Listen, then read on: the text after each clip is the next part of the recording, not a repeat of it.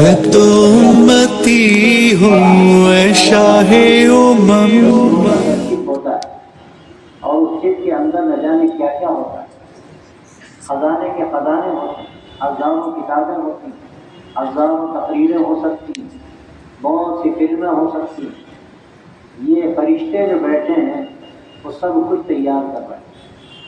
اور کل قیامت میں جب نامہ اعمال ہمارے ہاتھوں میں دیا جائے گا اور اللہ کی بارگاہ میں پیشی ہوگی، وہ ساری چیزیں سامنے لے آئی جائے گی.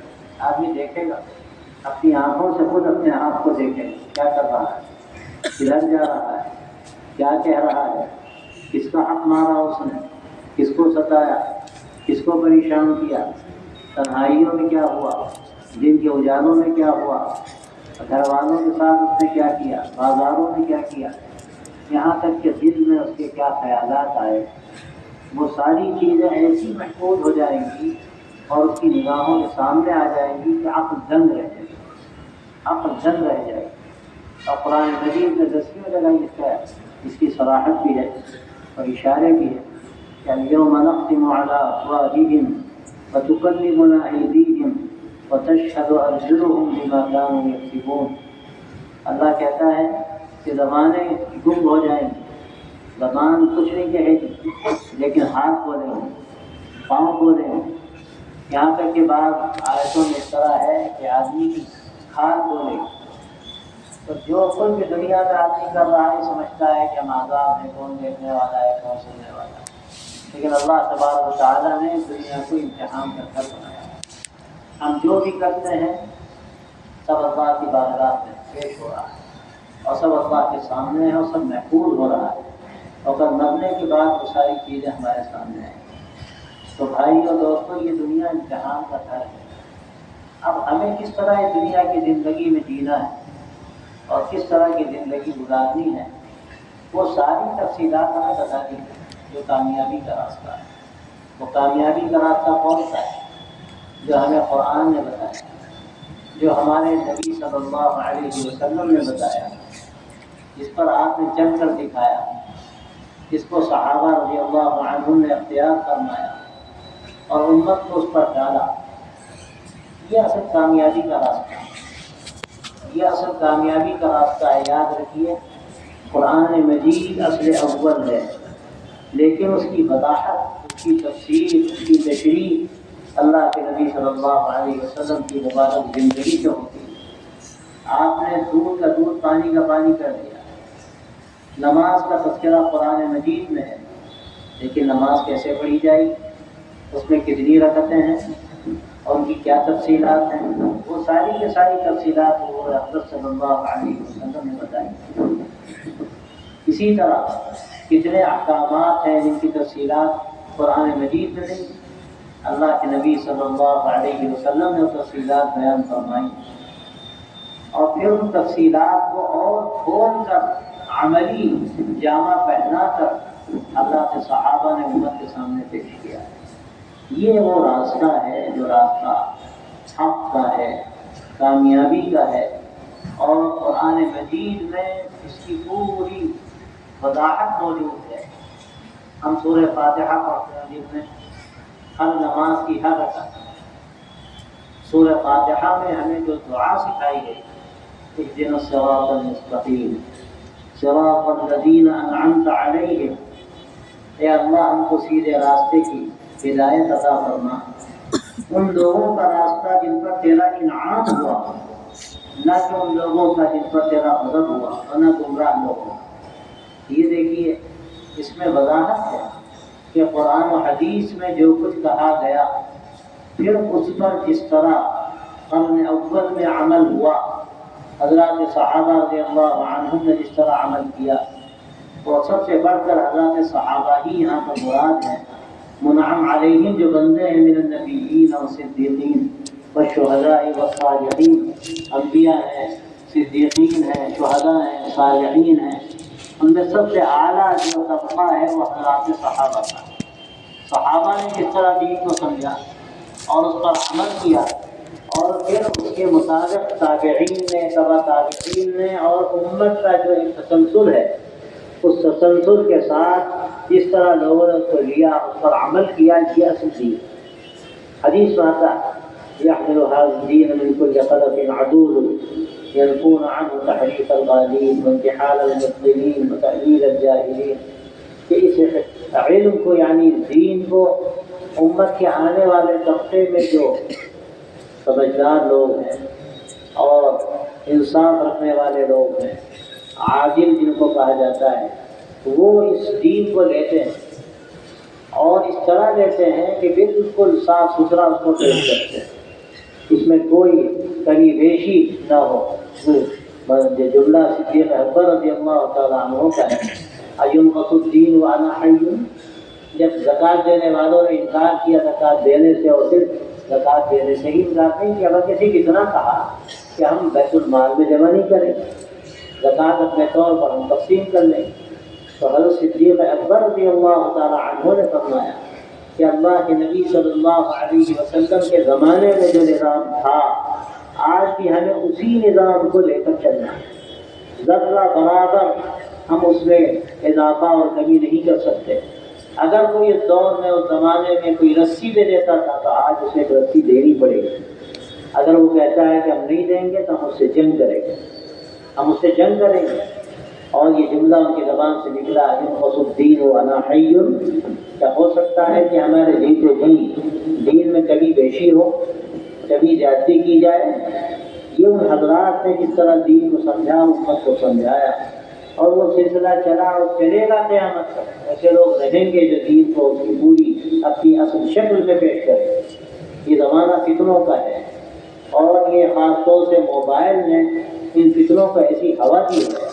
میں کیا عرض کروں کہ جو کچھ سمجھتا نہ ہو، کچھ بولنا جانتا نہ ہو، کچھ لکھنا جانتا نہ ہو، حقیقت سے بے خبر ہو، آج حالت یہ ہے کہ ہر شخص موبائل میں بولتا ہے، موبائل میں لکھتا ہے، اور جو دیکھنے والے اور سننے والے اور پڑھنے والے ہیں فرق نہیں کر پاتے کہ کون کیا کہنا ہے، اس کی بات کتنی صحیح ہے کتنی غلط ہے۔ تو اس کا نتیجہ یہ ہے کہ لوگ انحراف کا شکار ہو رہے ہیں، غلط راستوں پر پڑ رہے ہیں، کچھ نہ کچھ سمجھتے ہیں، صبح کو شام کہا جاتا ہے، شام کو صبح کہا جاتا ہے۔ تو اس لیے میرے دوستوں اور بھائیوں، اس وقت بہت احتیاط کی ضرورت، حذر کی ضرورت، اور سیدھے راستے پر چلنے کی ضرورت ہے، وہ سیدھا راستہ جس پر ہمارے بزرگوں نے ہم کو ڈالا، جس پر ہمارے سلف نے ہم کو ڈالا۔ بہت سے لوگ کہتے ہیں یہ کیا طریقہ ہے، قرآن موجود ہے، ہم خود غور کر لیں گے، سمجھ لیں گے، اور کوئی محتاط ہوتا ہے تو زیادہ یہ کہتا ہے حدیثیں بھی موجود ہیں، سیرت بھی ہے، ہم خود غور کر لیں گے۔ کون ہوتا ہے کہنے والا اور بولنے والا؟ لیکن کون سے پوچھے کہ یہ فہم قرآن اور یہ فہم دین و شریعت اور یہ فہم سنت یہ ہر ایک کا حصہ نہیں۔ جس نے اپنی زندگی کھپا دی، جس نے اپنا سب کچھ لگا دیا اور اپنے آپ کو بٹا دیا، اللہ اس کو فہم عطا فرماتا ہے۔ ان کے فہم پر جب امت چلے گی تو کامیابی کے راستے پر پڑے گی، اور جب اپنے فہم سے کام چلائے گی تو امت کو برباد کرے گی، تباہی کے راستے کی طرف لے جائے گی۔ تو یہ سمجھنا کہ ہم خود ہی سمجھ لیں گے، جیسے ایک صفحہ ہے کہتا ہے مولویوں کی کیا ضرورت ہے، یہ کتاب موجود ہے، ہم کتاب کو دیکھیں گے عمل کریں گے، اور یہ حدیثیں ہم دیکھ لیں گے اور عمل کر لیں گے۔ لیکن کوئی ان سے پوچھے کہ دیکھو طب کی ساری کتابیں موجود ہیں، میڈیکل کی ساری کتابیں موجود ہیں، آپ ڈاکٹر کے پاس کیوں جاتے ہو؟ کیا ضرورت ہے؟ کتابیں پڑھ لو، اپنا علاج کر لو، مرو یا جیو، کر لو اپنا علاج۔ یہ قانون کی ساری کتابیں موجود ہیں، وکیل کیوں کرتے ہو؟ جاؤ وہاں کورٹ میں بحث کر لو، اپنا مقدمہ خود لڑ لو، دیکھتے کیا ہوتا ہے اس کا نتیجہ۔ یہ ساری کتابیں موجود ہیں جس میں مکانات بنانے ہیں آپ کو، یا اور کوئی بڑی عمارتیں بنانی ہیں، اس میں ساری تفصیلات موجود ہیں۔ آپ کو آرکیٹیکٹ کے پاس جانے کی کیا ضرورت ہے؟ آپ عمارت بنانے لگے تو آپ کو انجینئر کے پاس جانے کی کیا ضرورت ہے؟ آپ خود بنا لیجیے۔ دنیا کا جو نظام چل رہا ہے سب اس بات کو جانتے ہیں کہ جو جس فن کا ہوتا ہے ہمیں اس عمل میں اس فن کے آدمی کی ضرورت ہوتی ہے۔ یہ کتاب و سنت کا جو علم ہے، اگر آدمی یہ سمجھتا ہے کہ ہم نے خود عمل، ہم نے دیکھ لیا، پڑھ لیا، ہم عمل کر لیں گے، یہ بہت بڑی وہ ہے، آخری درجے کی جہالت کی بات ہے۔ یہ ممکن نہیں ہے۔ میں اس کی مثالیں بھی دیتا ہوں۔ کوئی سوچے کہ بخاری کا ترجمہ پڑھ لوں گا، عمل کر لوں گا، حدیث کی کتابیں ہیں، ان کا ترجمہ ہم دیکھ لیں گے، عمل کر لیں گے تو اس کے لطیفے ہیں۔ ایک صاحب تھے بہت ہل ہل کر نماز پڑھ رہے، لوگوں نے کہا کہ کیا تماشا کر رہے ہو، ہل ہل کے نماز پڑھ رہا۔ ابھی نماز میں تو خوشی ہونا چاہیے، جتنا سکون ہو اتنا ہی زیادہ اچھا۔ وہ کہنے لگے تم لوگ تو حدیث سے عمل کرتے ہیں، ہم تو حدیث سے عمل کر رہے ہیں۔ لوگوں کو تعجب ہوا کہ یہ کون سی حدیث ہے جس میں ہل ہل کے نماز پڑھنے کا حکم ہو؟ کہہ رہے بخاری شریف میں۔ لوگوں نے کہا بھائی لاؤ دکھاؤ بخاری میں کون سی حدیث ہے۔ وہ پرانی تفصیل چھٹی ہوئی بخاری کا ہے، ترجمہ اس کا پرانا، تو اس میں جو روایت ہے کہ من اما منکم فلیخفف فإن فیکم الضعیف والحاجہ والملہوف، کہ تم میں جو امامت کرے اس کو چاہیے کہ وہ ہلکی نماز پڑھائے، اس لیے کمزور بھی ہیں، بوڑھے بھی ہیں، ضرورت مند بھی ہیں، تو اب وہ ہلکی کو ہل کے پڑھ رہے ہیں کہ جو امامت کرے اس کو چاہیے کہ ہل کے نماز پڑھائے۔ اور اس زمانے میں جو رسم الخط تھا وہ ایسا ہوتا تھا کہ وہ یا جو تھی آدھی کٹی ہوئی تو ہلکی کو ہل کے پڑھ رہے تھے۔ یہ مبلغ علم ہے ان لوگوں کا جو سمجھتے ہیں کہ ہم اردو میں ترجمہ دے کر عمل کر لیں گے۔ ایک صاحب اور لطیفہ سنایا، ایک صاحب تھے جو استنجا کرتے تھے تو وتر پڑھتے تھے۔ جب ان کا یہ کیا تھا تماشا ہے تمہارا، جب استنجا کرتے ہو تو وتر پڑھتے ہو، تو یہی کہا تم لوگ تو حدیث سے عمل کرتے ہیں۔ اور کون سی حدیث ہے جس میں لکھا ہو کہ استنجا کرے تو آدمی وتر پڑھے؟ وہ ایک روایت لے کر آئے، دکھانے لگے، دیکھو لکھا ہوا ہے من استجمع فلیوتر، جو استنجا کرے اس کو چاہیے کہ وہ طاق عدد ڈھیلے استعمال کرے۔ فلیوتر کا مطلب ہوتا ہے اوترا یوترو، جو عربی زبان کا لفظ ہے۔ اگر ما لہو ما علیہ نہیں جانتا ہے تو کہاں جا کے صرف ہوتا ہے، وہاں اس کا مطلب یہ ہے کہ وہ ڈھیلے استعمال کرے تو اس کو چاہیے کہ وہ طاق عدد استعمال کرے، یعنی اس میں 2 نہ ہو، 3 ہو، 5 ہو، 7 ہو، اس کو طاق کہتے ہیں۔ اب اس میں یہ مقصد تھا کہ استنجا کرے آدمی تو طاق عدد ڈھیلے استعمال کرے، لیکن اوترا یوترو کے معنی وتر پڑھنے کے بھی آتے ہیں۔ وہ سمجھے کہ یہاں وتر پڑھنے کے معنی میں ہے، اور انہوں نے ہر استنجے کے بعد وتر پڑھنی شروع کر دی۔ تو میرے دوستو، اس طرح آدمی اگر ترجمہ پڑھ کے دین پر عمل کرے گا اور یہ سمجھے گا کہ ہمیں کیا ضرورت ہے کسی کی، ہم خود دین پر عمل کر لیں گے۔ میں تو یہاں تک کہتا ہوں کسی نے عربی زبان پڑھ لی لیکن اصول و ضوابط نہیں جانتا، نہ وہ حدیث کے اصول سے واقف ہے، نہ وہ فقہ کے اصول سے واقف ہے، نہ وہ استنباط کی صلاحیت رکھتا ہے، اور پھر اس کے بعد وہ ظاہری طور پر حدیث کو دیکھ کر عمل کرے گا تو کیا ہوگا اس کا نتیجہ؟ اس کا بھی لطیفہ ہے۔ ایسا کہنے لگے کہ یہ سب تعبیر ہمیں نہیں آتی، بھائی ہم تو دیکھتے ہیں عمل کرتے ہیں، جو ظاہر الفاظ ہیں وہ ظاہری الفاظ جو کہتے ہیں اس پر ہم عمل کرتے ہیں۔ لوگوں نے کہا بھائی آپ جو کہہ رہے ہو یہ ہر جگہ نہیں ہو سکتا ہے، بیکار کی باتیں نہ کرو، ہر جگہ ہو سکتا ہے۔ اتفاق سے وہ ایک ایسے شخص کو مانتے تھے، بڑا عالم مانتے تھے، جو نابینا تھے۔ تو کہنے لگے اگر ایسا ہی ہے تو ٹھیک ہے، پھر آپ کو ہر لفظ کو اپنے ظاہر پر رکھنا پڑے گا۔ ہاں بالکل، ہم تو ہر لفظ کو اس کے ظاہر کے مطابق دیکھیں گے، اس کے مطابق عمل کریں گے۔ تو انہوں نے ایک آیت پڑھی کہ من کان فی ہذہ اعمی فہو فی الآخرۃ اعمی واضل سبیلا۔ آپ ظاہری مفہوم لیتے ہیں نا، تو یہاں بھی لیجیے، یہاں قرآن مجید اللہ کہتا ہے کہ جو اس دنیا میں اندھا ہے، من کان فی ہذہ اعمی فہو فی الآخرۃ اعمی، تو آخرت میں بھی اندھا ہوگا اور زیادہ گمراہ اس کو اٹھایا جائے گا۔ تو اس کا مطلب ہے آپ کے جو مقتدا ہیں وہ نابینا ہیں، تو قیامت میں بھی نابینا اٹھائے جائیں گے اور گمراہ ہوں گے۔ نہیں، اس کا یہ مطلب تھوڑی ہے، یہ دوسرا اس کا مطلب ہے، اس سے آنکھوں کا اندھاپن مراد نہیں ہے، دل کا اندھاپن مراد ہے۔ کئی تو تعویل ہوئی، یہاں یہ کہا لکھا ہے کہ دل کا اندھاپن مراد۔ تو بھائیو، اصل بات کیا ہے، دین کا ایک خاص فہم ہے، اس کا اپنا نظام ہے، اس کا ایک سانچہ ہے، اس کو سمجھنے والے، اس کو برتنے والے اور اس کو پوری طرح اپنے قلب و دماغ میں جذب کر کے اس کو مکمل طریقے پر امت کے سامنے پیش کرنے والے جو حضرات گزرے ہیں، اللہ نے ان سے کام لیا اور ان کے ذریعے سے آپ کو دین ملا۔ اور آج بھی الحمدللہ علماء کی تعداد ہے جو دین کی ترجمانی کرنے والی۔ تو یہ زمانے کے جو فتنوں میں سے ایک بڑا فتنہ ہے وہ یہ بھی ہے۔ اور اکثر لوگ، میں اس لیے بات آج کر رہا ہوں کہ جو موبائل میں تماشے ہوتے ہیں، نہ جانے کتنے لوگ ہیں جو دین کی ترجمانی کرنے کے لیے بیٹھ جاتے ہیں، حقیقت دین سے ناواقف ہوتے ہیں، انہوں نے اپنی زندگی دین سیکھنے میں نہیں لگائی، انہوں نے تو دین کو گویا کہ ایک انتشار کے دہانے پر لا کے کھڑا کر دیا. وہ اعلی کار ہو جاتے ہیں، غیروں کے اعلی کار ہوتے ہیں، دشمنوں کے اعلی کار ہوتے ہیں. تو اس لیے یہ دنیا جو دارالامتحان ہے، ہمیں اس امتحان سے صحیح گزرنا. پرچہ بتا دیا گیا، اس کا حل بتا دیا گیا. وہ صحیح حل اگر ہم جانتے ہیں اور بتانے والے اور اس کو سمجھانے والے اور پیش کرنے والے جو گزر چکے اور آج بھی ہیں، ہم ان سے معلوم کرتے ہیں تو ہم صحیح راستے پر چلتے ہیں.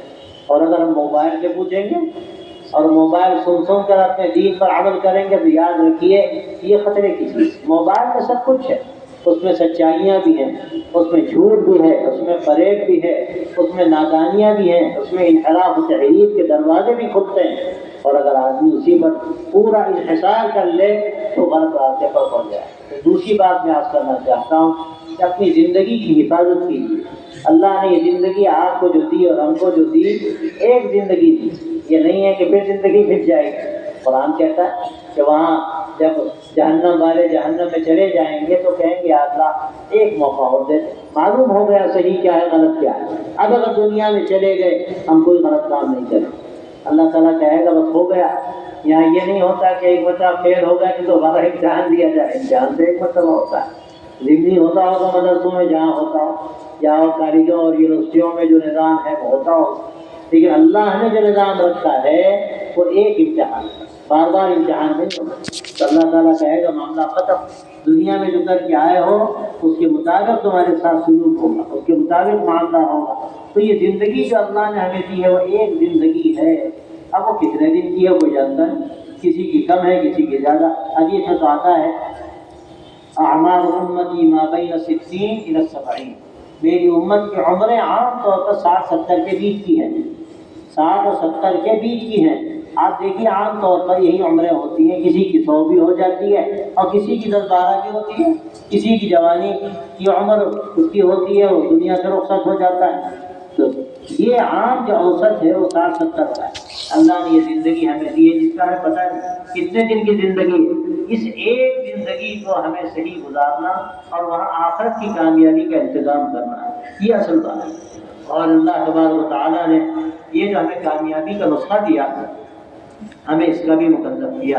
یہ امت جو خیر امت ہے، اللہ نے اس کو بہترین امت کہا ہے. کیوں بہترین امت کہا؟ اس کا ذکر اللہ نے خود قرآن مجید میں کیا. کنتم خیر امت اخرجت للناس تأمرون بالمعروف وتنہون عن المنکر وتؤمنون باللہ. اللہ تعالیٰ کہتا ہے تم بہترین امت ہو جس کو لوگوں کے لیے برپا کیا گیا. مسئلہ صرف ہماری ذاتی زندگی کا نہیں ہے.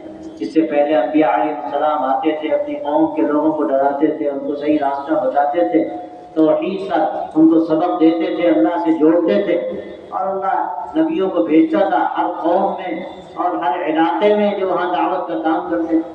لیکن اب آخری نبی حضرت محمد عربی صلی اللہ علیہ وسلم اس دنیا میں تشریف لائے اور اللہ نے ابھی طے فرما دیا کہ کوئی نبی نہیں آئے. انا خاتم النبیین لا نبی بعدی. آپ نے اعلان فرمایا میں آخری نبی ہوں، اب میرے بعد کوئی نبی نہیں آئے گا. ما کان محمد ابا احد من رجالکم ولکن رسول اللہ وخاتم النبیین. محمد صلی اللہ علیہ وسلم تم میں تمہارے مردوں میں کسی کے باپ نہیں ہے، آپ کی بیٹیاں تھیں. آپ کا کوئی آپ کی اولاد نرینہ زندہ نہیں رہی. اور فرمایا وخاتم النبیین، اور آپ صلی اللہ علیہ وسلم آخری نبی ہیں. نبیوں پر مہر لگ گئی آپ کے ذریعے سے، معاملہ ختم ہوا. اب کوئی نبی نہیں آئے گا، اب کوئی شریعت نہیں آئے گی، اب کوئی نیا نظام نہیں آئے گا. اليوم اکملت لکم دینکم واتممت علیکم نعمتی ورضیت لکم الاسلام دینا. اللہ نے اعلان کر دیا کہ آج ہم نے تم پر اليوم اکملت علیکم نعمتی، اپنی نعمت تم پر مکمل کر دی اور اپنا دین تم پر مکمل کر دیا اور پھر نعمت تم پر تمام کر دی. اليوم اکملت لکم دینکم واتممت علیکم نعمتی. یہ دین جو اللہ نے تمہیں دیا ہے یہ مکمل کر دیا اور اللہ نے اپنی نعمت تم پر تمام کر دی اور اسلام کو طے کر دیا تمہارے لیے کوئی دوسرا دین نہیں چلے گا. یہ شریعت آخری شریعت ہے، یہ نظام آخری نظام ہے. اب کوئی کہے کہ ہم پر وحی آتی ہے یا ہم پر الہام ہوتا ہے، ایسا الہام کہ جس میں شبہ کی کوئی گنجائش نہیں، تو یاد رکھیے کہ وہ کذاب، وہ مکار ہے، وہ دجال ہے. اور حدیث میں آتا ہے کہ نہ جانے کتنے دجال پیدا ہوں، کتنے مکار پیدا ہوں جو میسمریزم کے ذریعے سے، جادو کے ذریعے سے وہ لوگوں کو بہکائیں گے. آج بھی ہمارے سامنے ایسے حالات ہیں اور ایسے لوگ ہیں جو یہ کام کرتے ہیں. کوئی اپنے کو نبی بتاتا ہے, کوئی اپنے کو مہدی بتاتا ہے, کوئی اپنے کو مسیح موعود کہتا ہے, کوئی اپنے کو اور کسی منصب پر فائز بتاتا ہے. یہ سارے وہ لوگ ہیں جو امت میں تفرقہ پیدا کرنے کے لیے غیروں کی طرف سے کھڑے کیے گئے, غیروں کی طرف سے کھڑے کیے گئے. ان کو باقاعدہ تعلیم دی گئی, میتھمیٹکس سکھائی گئی, وہ اثر ڈالتے ہیں, جادو سے اثر ڈالتے ہیں اور ایسے طریقے اختیار کرتے ہیں کہ اچھے اچھے لوگوں کو ہم نے دیکھا کہ ایسے متاثر ہو جاتے ہیں کہ ان کی عقلوں پر لگتا ہے کہ تالے پڑ گئے, ان کی عقلوں پر لگتا ہے کہ تالے پڑ گئے. ایک سال سے آگے کہنے لگے کہ ہم تو شکیل بن حنیف کے بارے میں سمجھتے ہیں جو مہدی ہے. ہم نے سے ایک سوال کیا کہ بات بتائیے کہ حضور اقدس صلی اللہ علیہ وسلم نے فرمایا کہ مہدی علیہ السلام جو آئیں گے ان کا نام میرے نام پر ہوگا, ان کے والد کا نام عبداللہ ہوگا, ان کا نام تو شکیل ہے, اس کے ابا کا نام حنیف ہے, تو یہ کہاں سے مہدی ہو گئے؟ لیکن تعبیر شیطان کیسے کیسے دکھاتا ہے. شکیل کا نام اب تو محمد شکیل ہے نا, تو محمد نام اصل ہے, اور حنیف کے معنی تو ہوتے ہی جو یکسو ہو جائے وہی عبداللہ کے معنی. آدمی جب تعبیر کرتا ہے عقلوں پر پتھر پڑ جاتے ہیں. وَمَن يُضْلِلِ اللَّهُ فَلَا هَادِيَ لَهُ, صاف کہہ دیا گیا جس کو اللہ گمراہ کر دے اس کو کوئی ہدایت نہیں دے سکتا.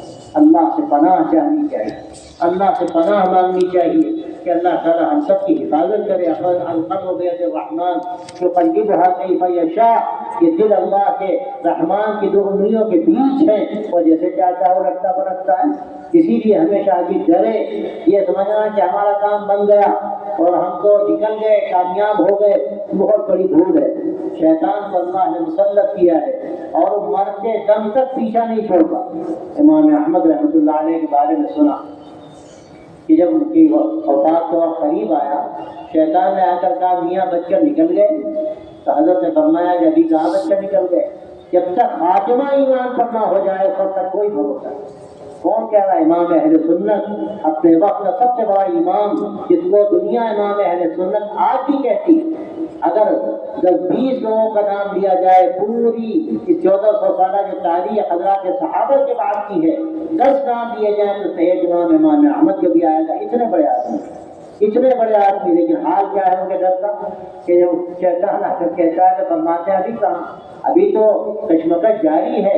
جب خاتمہ ایمان پر ہو جائے تو پھر اس کے بعد اللہ کا فضل ہے کہ اللہ نے بیڑا پار کر دیا. بھائی ڈرنے کا مقام آج کہاں کہاں کے کتنے اور کیسے کیسے دروازے کھلے ہوئے ہیں جہاں سے ایسی ایسی باتیں آ رہی, کس وقت کس طرف جائے, کس وقت آپ کے غلط راستے پر چلا جائے. تو یاد رکھیے ہمارے لیے جو راستہ ہے وہ سلف نے طے کر دیا, وہی کامیابی کا راستہ ہے. آپ کو کتنی اچھی بات لگے اور کتنا دل مائل ہوتا ہو, لیکن یاد رکھیے اگر ہمارے بزرگوں کا جو طریقہ اس سے ہٹی ہوئی بات ہے تو پھر وہ بات بالکل غیر معتبر. اس لیے کہ بزرگوں کا طریقہ کیا ہے, وہی طریقہ جو صحابہ کا طریقہ, اور صحابہ کا طریقہ کیا ہے, وہی طریقہ جو اللہ کے نبی صلی اللہ علیہ وسلم کا طریقہ. تو یہ تسلسل ہے جو چلا آ رہا ہے, قیامت تک رہے گا یہ تسلسل. انہی کڑیوں میں اپنے آپ کو جوڑنا یہ اصل ہے. اور یاد رکھیے کوئی ہوا میں اڑے, کوئی پانی پر چلے, بڑے سے بڑی کرتب دکھانا تو کرتب کہتا ہوں, شعبۃ بازی کہتا ہوں, کوئی حیثیت نہیں ہے ایسی چیزوں کی جو خالق عادت ہو, لیکن زندگی سنت کے خلاف, زندگی اللہ کے نبی صلی اللہ علیہ وسلم کے طریقے کے خلاف. میں صاحب کہتا ہوں کیسے ہی کرامتیں دکھاتا ہو, کیسے ہی شعبۃ بازی کرتا ہو, اور کیسے ہی دلوں کو متاثر کرتا ہو, اور کیسے ہی روتا اور رلاتا ہو, کوئی اعتبار نہیں اگر اللہ کے نبی صلی اللہ علیہ وسلم کے مبارک طریقے سے ہٹا ہوا. اس کو آپ ہمیشہ اپنے دلوں پر لکھ لیجئے کہ ہمیں اللہ کے دین پر رہنا, اللہ کے نبی کے دین پر رہنا.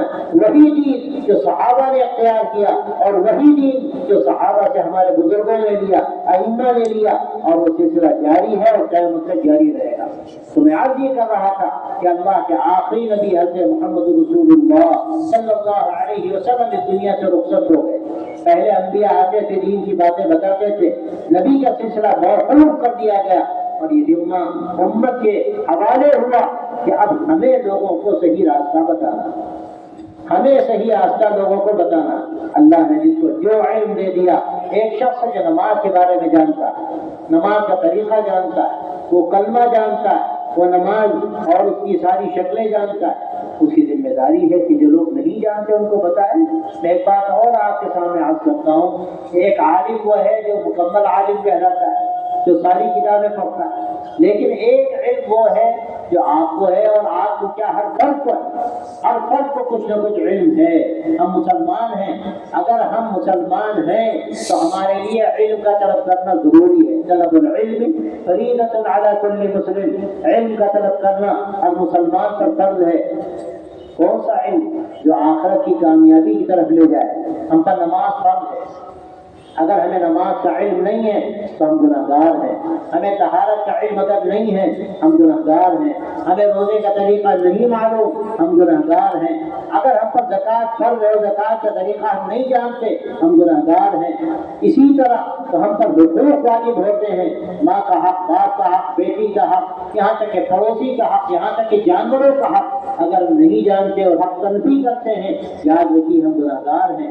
یہ علم ہر شخص پر فرض ہے، اور جتنا آپ پر علم فرض ہے اور آپ نے وہ علم حاصل کیا، اب آپ پر یہ ضروری ہے اس علم کو آپ آگے بڑھائیں، اس علم کو آپ آگے بڑھائیں۔ آپ جانتے ہیں کہ نماز فرض ہے، کتنے بھائی ہمارے تو نہیں جانتے نماز کے بارے میں کہ فرض ہے، نماز کا اہتمام نہیں۔ میں جگہ بھی گیا، پتہ چلا کہ مسجدوں میں 10% بھی نمازی نہیں ہوتے، بلکہ 2% نمازی ہوتے ہیں۔ اور حیرت ہوئی ہمیں کہ جمعے کی نماز میں صرف آدھے لوگ ہوتے ہیں، اور بہت سے لوگ ہیں جنہوں نے ساری زندگی کبھی نماز پڑھی ہی نہیں، وہ جانتے ہی نہیں کہ نماز کیا ہے۔ اور آپ تو جانتے ہوں گے جو حضرات دیہاتوں میں جاتے ہیں، جماعتوں میں، بڑی کالونیوں میں جاتے ہیں، ان کے سامنے حقائق آتے ہیں، وہ دیکھتے ہیں کتنے اللہ کے بندے ایسے ہیں جو کلمہ نہیں جانتے، نماز نہیں جانتے۔ ایک مرتبہ ہمارے بڑے بھائی علامہ عبداللہ حسنی صاحب بیٹھے ہوئے تھے، مجلس کے بہت سے لوگ، کچھ نوجوان بھی بیٹھے تھے۔ مولانا کہنے لگے کہ یہ اتنے لوگ بیٹھے ہیں، میں کیا کہوں، کتنے اس میں ایسے بیٹھے ہیں جن کو کلمے کا پتہ نہیں، جن کو کلمے کا پتہ نہیں، پتہ نہیں ان کے دل میں اللہ نے کیا بات ڈالی۔ چار نوجوان سے کہ سنائیے کلمہ سنائیے، وہ کلمہ نہیں سنا سکتے، ان کو معلوم نہیں کلمہ کیا۔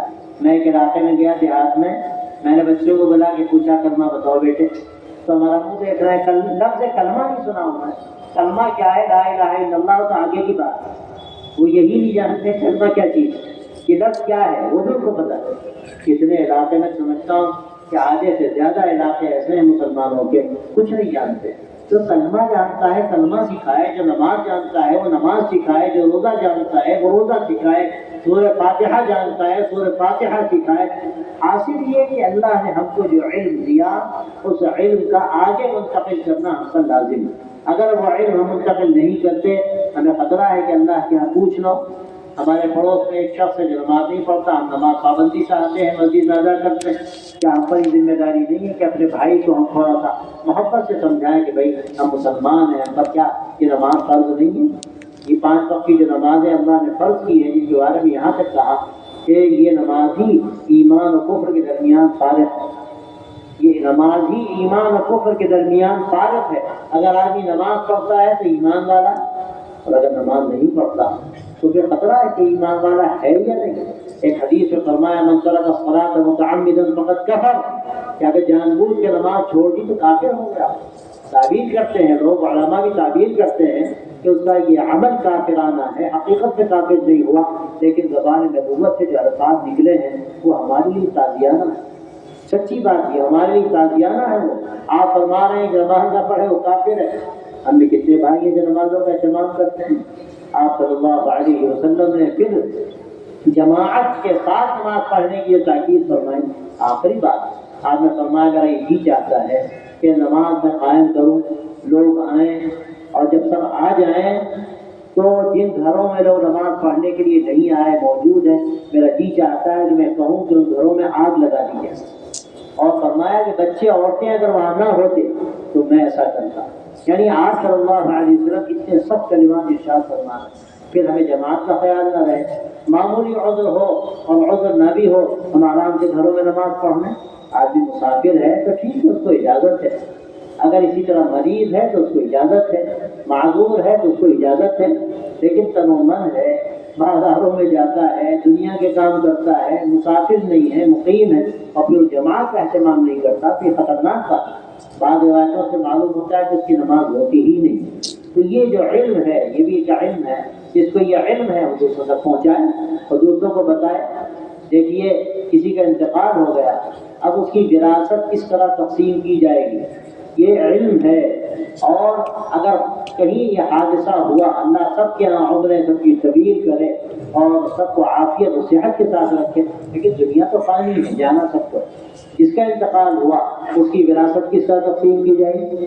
قرآن مجید میں اس کی تفصیلات ہیں، حدیث میں اس کی تفصیلات ہیں، اس میں کوئی اختلاف بھی امت میں نہیں۔ اس کے باوجود آج ہمارا حال کیا ہے؟ کتنے لوگ ہیں جو اس علم سے واقف ہیں، یہ علم ہے ان کے پاس کہ کس طرح وراثت تقسیم کی جائے گی؟ اگر نہیں ہے تو جاننے والوں سے پوچھیے، جاننے والوں سے پوچھیے اور پھر اس کو آگے بڑھائیے۔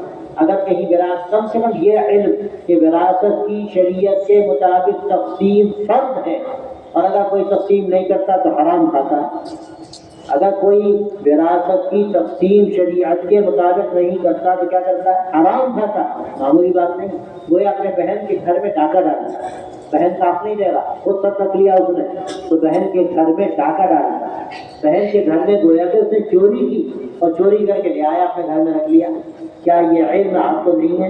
اور اگر ہے تو اس پر عمل کرنا اور اپنے بھائیوں تک اس کو پہنچانا، یہ بھی تو ایک چیز۔ پھر کیسے تقسیم ہوگی یہ غلط مسئلہ، آپ نہیں جانتے، آپ مفتی صاحب سے پوچھیے، آپ دارالقضا جائیے، دارالفتہ جائیے، وہ معلوم کیجیے۔ حاصل یہ ہے کہ اللہ نے جو دین ہم کو عطا فرمایا اس دین پر پوری طرح عمل کرنا، یہ بھی ہماری ذمہ داری ہے۔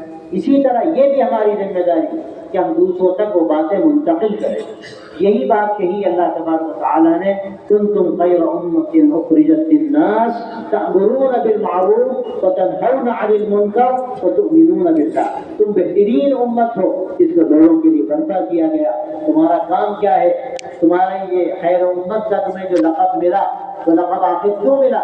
تین باتیں فرمائی۔ پہلی بات یہ فرمائی کہ تأمرون بالمعروف، تم بھلائیوں کی تلقین کرتے ہو، تم بھلائیوں کی تلقین کرتے ہو۔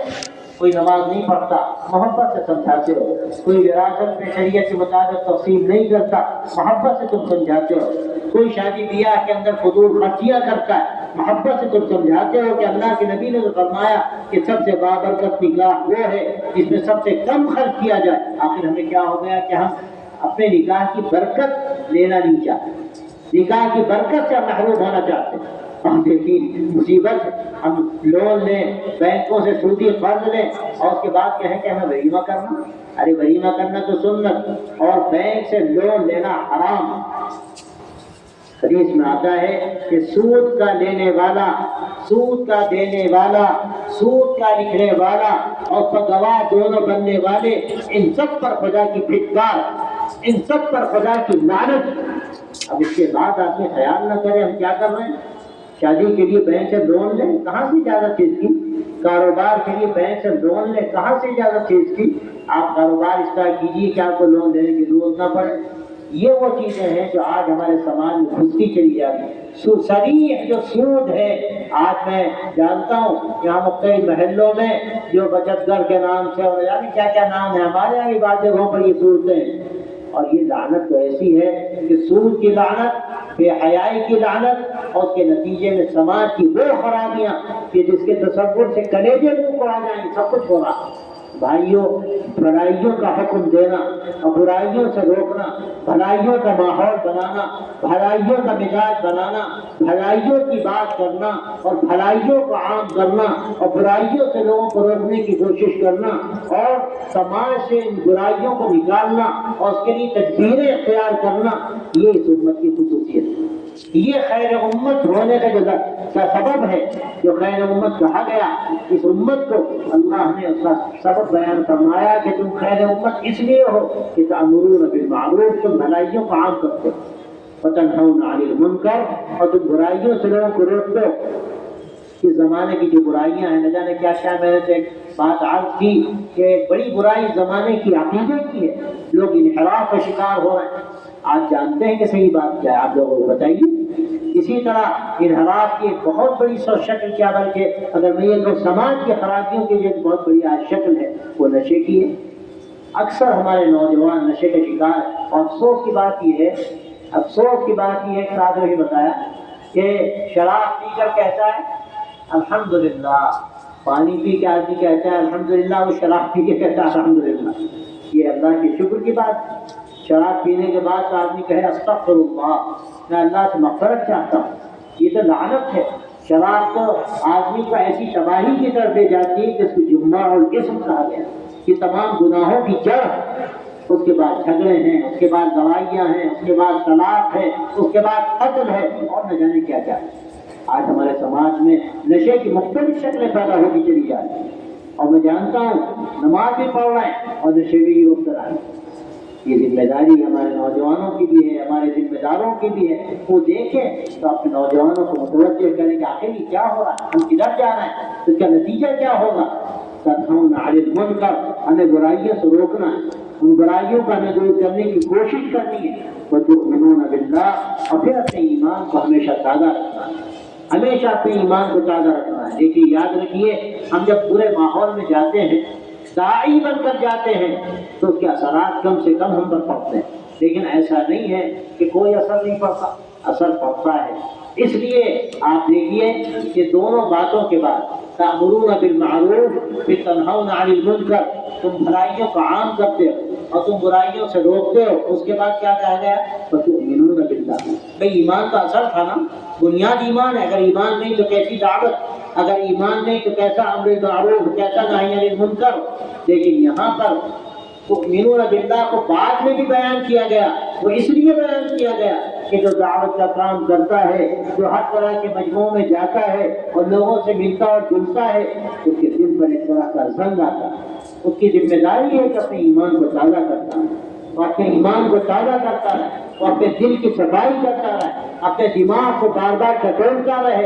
ایسا نہ ہو کہ کوئی ایسی چیز ہمارے اندر آ جائے جو نادانوں میں ہے، جو غلط لوگوں میں ہے۔ حضرت مولانا محمد الیاس صاحب رحمۃ اللہ علیہ اس کام کے گویا کے بانی ہیں، ایک طریقہ تبلیغ کا انہوں نے شروع کیا، ورنہ یہ کام کوئی نیا نہیں ہے۔ مولانا تو کہتے تھے یہ کوئی نئی جماعت نہیں ہے، یہ تو حقیقت میں اللہ کے نبی کا کام ہے، اور اگر کوئی جماعت کہے تو مولانا ناراض ہوتے تھے، لیکن مولانا نے خاص طریقے سے کام کو شروع کیا۔ لیکن ان کا حال یہ تھا کہ جب کچھ عرصے وہ میوات تشریف لے جاتے تھے، جماعت ہوتے تھے، تو پھر حضرت مولانا شاہ عبد القادر رائے کی خدمت میں حاضر ہوتے تھے اور عجیب بات فرماتے تھے۔ اتنے بڑے تھے مولانا الیاس صاحب، کوئی معمولی نہیں، وہ بڑے اولیاء اللہ میں سے تھے، بڑے نسبت رکھنے والے، اللہ نے ان کو جو مقام دیا تھا، بڑے بڑے اولیاء اللہ ان کے پاس جانا اپنے لیے سعادت سمجھتے تھے۔ لیکن اس کے باوجود ان کے اہتمام کا حال یہ تھا کہ جب بہت دن کام ہوتا تھا تو پھر حضرت مولانا عبد القادر صاحب رائے پوری کے پاس جاتے تھے اور جا کے فرماتے تھے کہ حضرت لوگوں سے مل مل کر دل پر زنگ آ گیا، اس زنگ کو چھڑانے کے لیے آپ کی خدمت میں آیا۔ اللہ اکبر، کتنی بڑی بات ہے۔ تو میرے دوستوں، قرآن مجید اشارہ کر رہا ہے کہ یہ کام کرو گے تو اگر تم داعی کی حیثیت سے گئے ہو، اللہ بچائے گا تمہیں، لیکن کچھ نہ کچھ لفظ و غبار کہیں نہ کہیں سے آ جائے، کہیں نہ کہیں سے آ جائے۔ اب اس کو ہمیشہ صاف کرنے کی فکر کرو، اپنے ایمان کو ہمیشہ تازہ کرو۔ تجدید ایمان کا عمل معمولی نہیں۔ حضرات صحابہ رضی اللہ تعالیٰ عنہم اجمعین کے بارے میں آتا ہے کہ وہ اکثر بیٹھتے تھے اور کہتے تھے آؤ بھائی اپنا ایمان تازہ کر، آؤ بھائی اپنا ایمان تازہ کر۔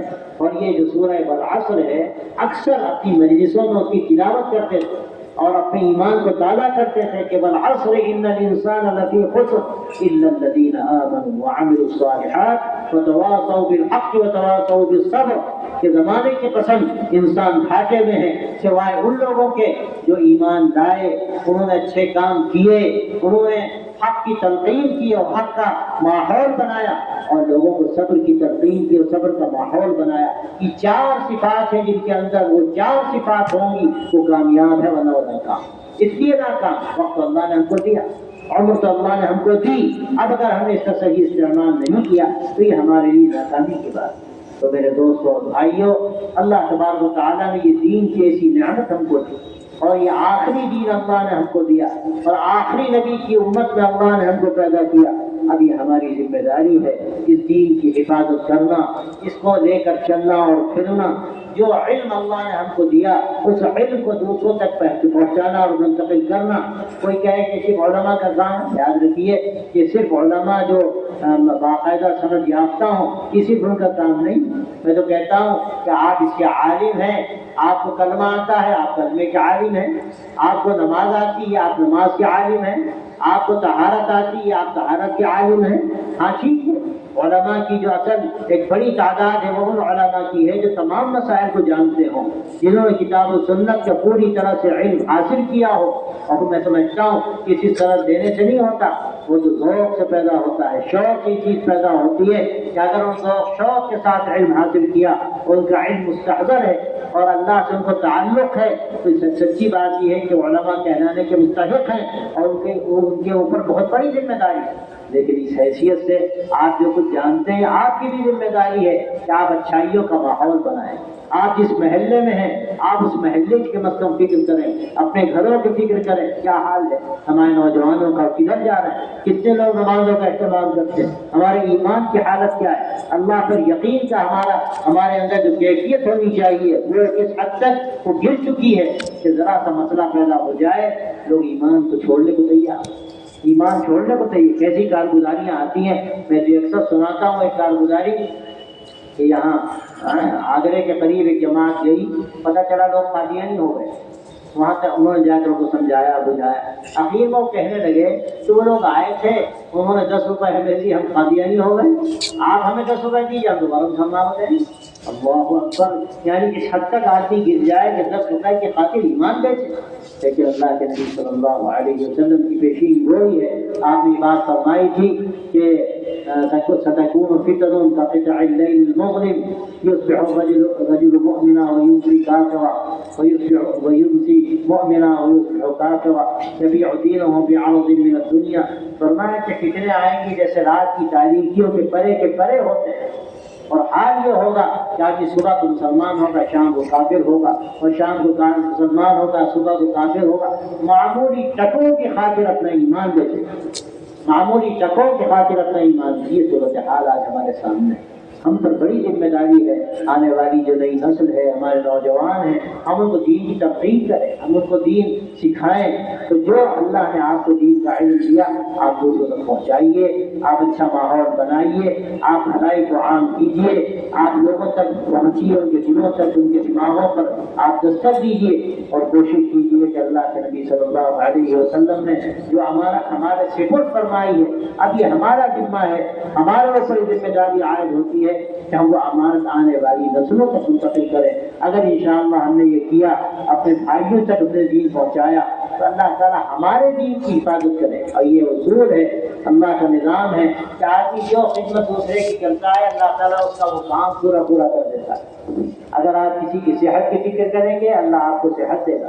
اگر آپ کسی کو کھانا کھلائیں گے، اللہ تبارک و تعالیٰ آپ کے لیے کھانے کا انتظام کرے گا۔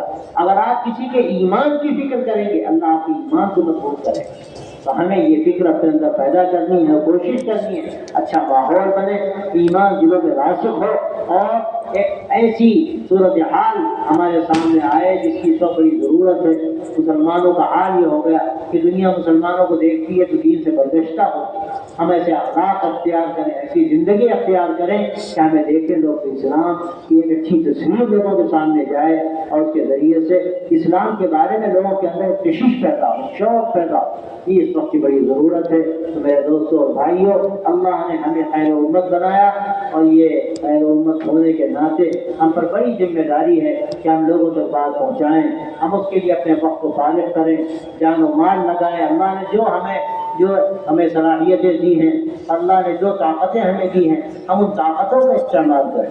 انشاءاللہ اگر یہ جذبہ ہمارے اندر پیدا ہوا اور ہم نے کوشش کی، تو آپ یاد رکھیے اللہ تبارک و تعالیٰ کسی کی محنت ضائع نہیں کرتا۔ اللہ کا نظام یہ ہے، والذین جاہدوا فینا لنہدینہم سبلنا، یہ جو ہمارے لیے اپنی جانیں کھپائیں گے، اللہ کہتا ہے ہم ان کے لیے راستے کھولیں گے، ہم ان کے لیے راستے کھولیں گے۔ ہمیں اپنی جانیں کھپانی ہے، اپنے آپ کو لگانا ہے، اپنی جان کے ساتھ، اپنے مال کے ساتھ، اپنے وقت کے ساتھ۔ آپ دیکھیں گے انشاءاللہ کیسی برکت اس کی ہمیں نظر آئے گی۔ ہمارے گھروں میں انشاءاللہ دین اترے گا، ہمارے محلوں میں انشاءاللہ دین باقی رہے گا، ہمارے شہروں میں انشاءاللہ دین کی آبیاری ہوگی۔ اور اس ملک میں جو خطرات ہیں، ان خطرات سے بھی انشاءاللہ ہم محفوظ رہیں گے، اگر ہم نے دین کو اپنے لیے ایک امانت سمجھا، اور اس امانت کی پوری حفاظت کے ساتھ ہم نے کوشش کی کہ ہم دوسروں تک وہ منتقل کریں تو اللہ کی مدد انشاءاللہ شامل حال ہوگی۔ خیر امت کے ناطے ہم پر بڑی ذمہ داری ہے۔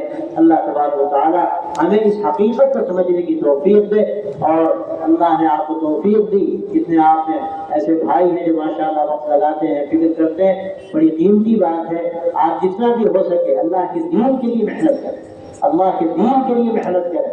میں آخر میں یہ بات یاد کرنا چاہتا ہوں کہ یہ محنت اللہ کے دین کی محنت، یہ محنت کسی جماعت کی محنت نہیں، یہ محنت کسی خاص فرقے کی محنت نہیں، یہ محنت کسی خاص طبقے کی محنت نہیں، کسی خاص فرد کی محنت نہیں، یہ محنت حقیقت میں دین کی محنت ہے۔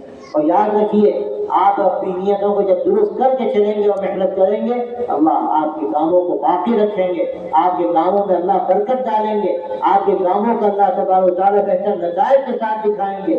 لیکن خدا نہ خواستہ ہماری نیتوں میں اگر فضول پیدا ہو گیا کہ جماعت کا کام ہے، فلاں تحریک کا کام ہے، فلاں صاحب کا کام ہے، فلاں ادارے، یاد رکھیے چیزیں اللہ کو پسند ہے۔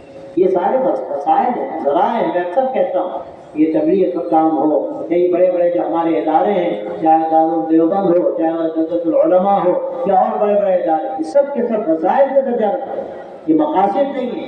ہمارے لیے مقصد کیا ہے؟ مقصد صرف ایک ہے، وہ اللہ کا دین اور اللہ کی رضا۔ اللہ راضی ہو جائے ہمارا کام بن گیا۔ اللہ کے دین کی محنت۔ میں مولانا یوسف صاحب کاندھوی رحمۃ اللہ علیہ کا واقعہ بھی عرض کرتا ہوں، اکثر میں آپ کے سامنے بھی واقعہ سناتا ہوں، بات مکمل کرتا ہوں کہ قرآنوں کے جوڑ میں ایک مرتبہ حضرت مولانا یوسف صاحب رحمۃ اللہ علیہ نے یہ بات کہی کہ بتاؤ جب تم گشت کے لیے جاتے ہو تمہاری کیا نیت ہوتی؟ تم اس کو مولانا الیاس سے جوڑنا چاہتے ہو، تبلیغی جماعت سے جوڑنا چاہتے ہو، یا کیا ذہن میں ہوتا ہے؟ ایک بیچارے بڑے میاں بیٹھے ہوئے تھے، پڑھے لکھے نہیں تھے، کھڑے ہو گئے، حضرت جی میرا جی چاہتا ہے کہ جماعت سے جوڑ جائے۔ اور یوسف صاحب رحمۃ اللہ علیہ نے جب سنا تو فرمایا اگر تم اس نیت سے ملتے ہو کسی سے کہ وہ جماعت سے جڑ جائے تو یاد رکھو تم مخلص نہیں، تم مخلص نہیں ہو۔ تمہارا مقصد صرف یہ ہونا چاہیے کہ وہ اللہ سے جڑ جائے، اللہ کے دین سے جڑ جائے، اللہ کے نبی سے جڑ جائے، یہ ہمارا مقصد ہے۔ اور پھر فرمایا کہ دیکھو جماعت پناہ پیدا مت کرو، امت پناہ پیدا کرو۔ عجیب و غریب بات، جماعت پناہ پیدا نہ کرو، امت پناہ پیدا کرو۔ جب ہمارے سامنے دین ہوگا ہم کامیاب ہوں گے، اور جب ہمارے سامنے جماعت ہوگی تو ہم کامیاب نہیں ہوں گے۔ ایک جماعت تو وہ ہے کہ ید اللہ علی الجماعت، پوری مسلمانوں کی جماعت، پوری مسلمانوں کی جماعت، جو بھی کلمہ طیبہ پڑھنے والا، تو ہماری اسی جماعت کا فرق، اللہ کی مدد ہے جماعت کے ساتھ، اجتماعی کاموں کے ساتھ۔ لیکن کسی خاص محدود نظام کو لے کر چلنا، اس کو مقصود بنا لینا، یہ اللہ کے پسندیدہ نہیں ہے۔ ہمیں دین کو مقصود بنانا، دین کو لے کر پھرنا، دین کی محنت کرنی، اور اس کے لیے اپنی جان کھپانی۔ انشاءاللہ اللہ کی رضا کے لیے، اللہ کے دین کے لیے اپنی جانیں کھپائیں گے، اللہ راستے کھولے گا۔